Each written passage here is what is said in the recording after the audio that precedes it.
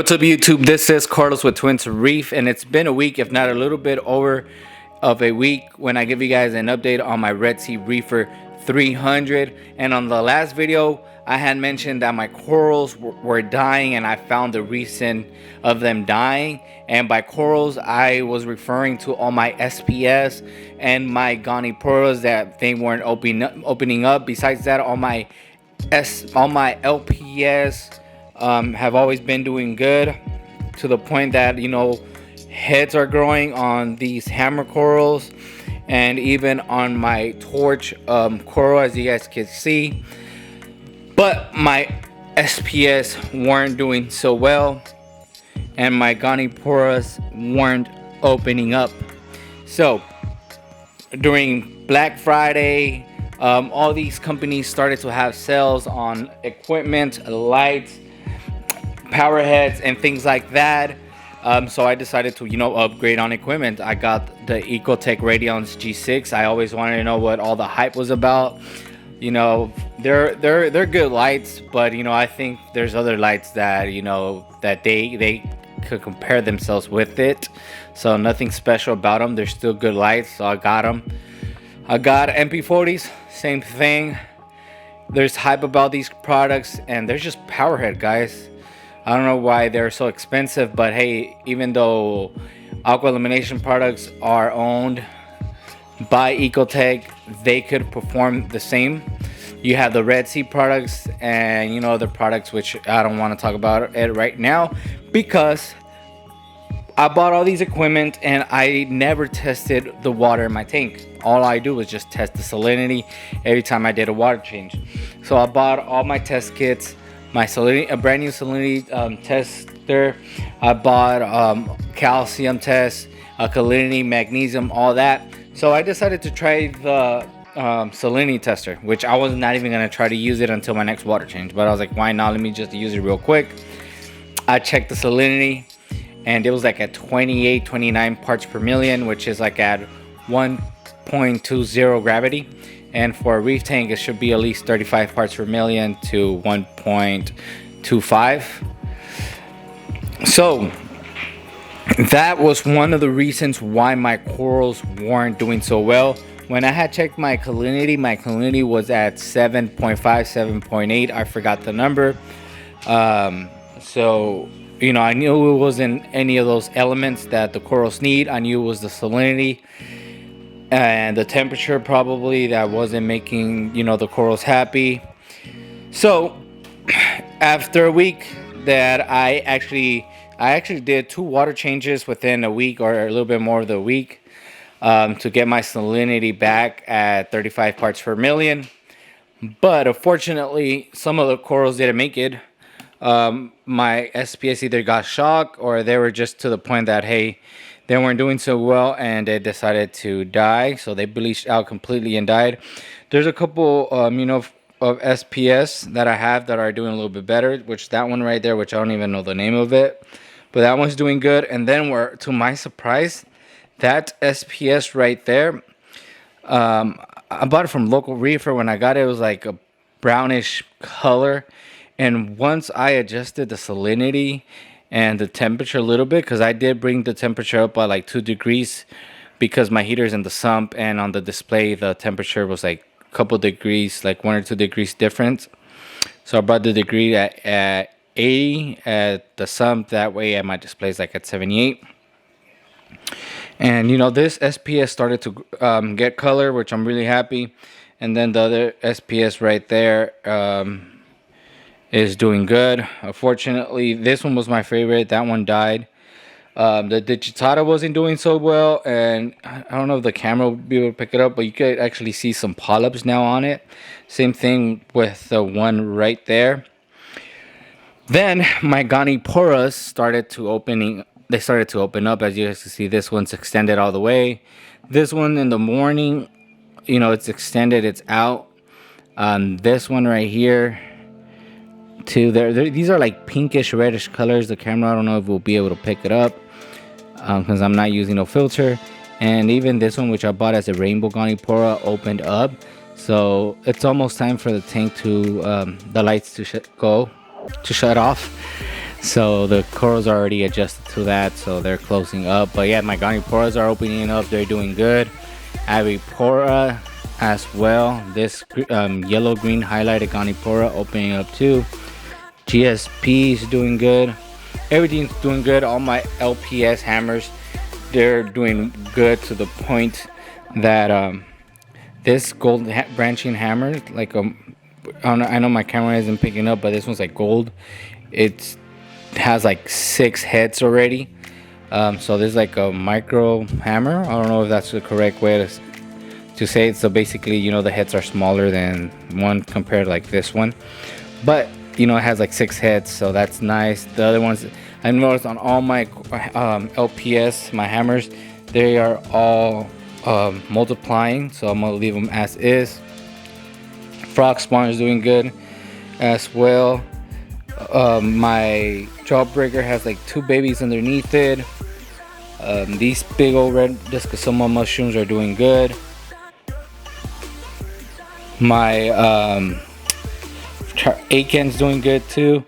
This one was almost dying because the hairy mushrooms, I had a lot of hairy mushrooms. It stung it and it almost died, but I saw some potential that, hey, it could recover, and it did. And now it's like to the size when I got it, and I want to get rid of those hairy mushrooms because they multiply like crazy, plus they're not so pleasing to the eye. The other rainbow Aiken that I bought is doing good too now. So I've seen a big improvement when it came to changing the salinity. I have this what is it called, this Electus mushrooms. I got like 4 babies there. They're all growing and getting color. My golden gonzos, they're doing good. Sun kids are doing good. Another red discosoma. Even the what is this one again? I keep forgetting. I had it at the top of my head, but I forgot. But this coral is doing good too. So everything's doing good. All the corals are doing good. Once I did the salinity, I know most likely, you know, the other SPS are already on their way out. And, you know, changing the salinity, I could have been a little bit more patient. But, you know, I didn't want my other corals to die. So I think that's what shocked them, because, you know, they don't want to have big swings when it comes to the salinity or the temperature. And, you know, you risk your corals dying, and they died, which, I mean, it's fine because these were my starter SPS. I got them in auctions like for $10-15. And, you know, I'm going to continue buying SPS. Whenever I get a chance, whenever I see them, you know, on auctions, or when I go to events or at stores where they are affordable. Now, my fish, they are doing good. My fox face, my hippo tang, the clownfish, even the gold nugget that I added, it's doing good. And I also added this algae blenny. At first, with the clownfish, they were fighting once I introduced the gold nugget back. But after I separated them and had the black storm on a breeder box, like for a week, I released it, and since then they don't fight at all. They've been really peaceful with one another. Another thing that I did when I did water changes was I rescaped my tank. You can really tell or notice a difference that I rescaped the tank, because basically it's almost the same, but I added this sort of arch. I've been having this rock for a while. At one point, this rock was covered with spicy lemon fabia. I had it in my 20-gallon drop-off tank until I had dinoflagellants on my tank, and basically suffocated the spicy lemon fabia, and they died. I always liked this rock, so I was like, why not add it? Which I have like an arch now here. Doing so though, I had a really hard time because I messed up my whole rockscape because rocks were falling, and I was using this epoxy and it was just falling off. It wasn't working out. But what I decided to do was I used the DDD epoxy with the 2 little fishes epoxy, whatever I had left. But I used one of the rocks right there just for one night, and it had it support this rock right here. until the epoxy dried after 12 hours. And now it looks really nice. So what I'm hoping to get is have some type of Montipora here, grow it out, and then have some corals that don't like that much light, have them over here. But that's how the tank looks. And as you guys can see where the corals touch, I mean the rocks, I put some epoxy. That way, you know, the rocks don't move as much. And I keep the scape that I want. The only rocks that I need to put epoxy on is this one right here. And then I'm thinking of adding another rock right here. Same thing as the other one. For later on, I could have SPS on this side of the tank as well on that side, because I'm trying to have space to have some SPS, but we'll see how everything works out. And then right here, this rock changed too. It was really hard to have it how I had it scaped first.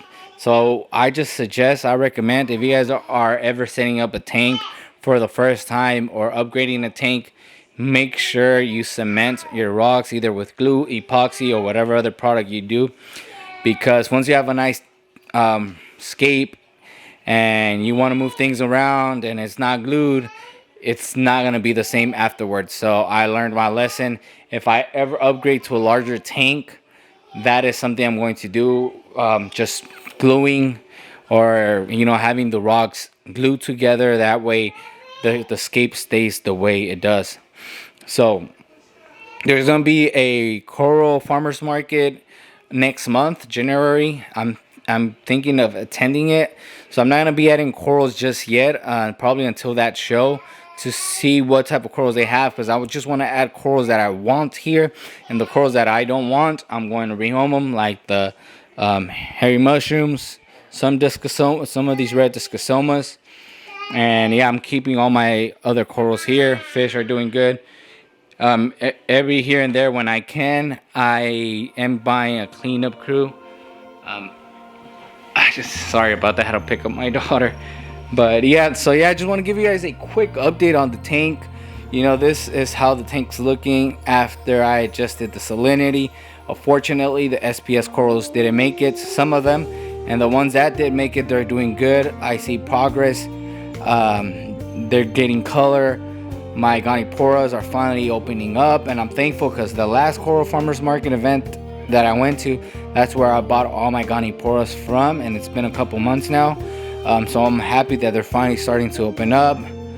I can't say how happy I am with my hammers, with the frog spawn, even with this torch. Now that I think about it, I had another torch right there. I'm pretty sure it died because of the salinity. But besides that, all the softies have always done good in my tanks, like my jawbreakers, Elactis, all the redactus mushrooms, discosomas mushrooms, they are doing good. Anyhow, regarding the equipment that I'm using, you know, the Ecotech products, the Radions and the MP40s, I think they are good products. But if there was a device or somehow we could go to the past, I don't think I'll buy this equipment, just to the point that I'll save up some money and use that money for something else. But hey, they still do the job. I haven't really tested nothing else besides my salinity and alkalinity. I don't even think that I should be dosing probably within 6 months after this tank fills up with corals. I just did a alkalinity test yesterday, which was at 8. I'm gonna do one this whole week, and we'll see how much alkalinity the corals consume. I do have a dosing pump. I do have a pH monitor, which I'm thinking of setting up. So whenever I get time, I've been really busy with work, but whenever I can, I am thinking of setting up that pH monitor. That way I know what's my pH daily. And when I can, just, you know, I'm going to be testing the calcium, magnesium, and all the other things like that. Besides that, guys, this is the video for today. Thank you guys for watching, for clicking. And if you guys enjoyed this video, don't forget to subscribe, like, comment down below. Till next time, I am out. Peace.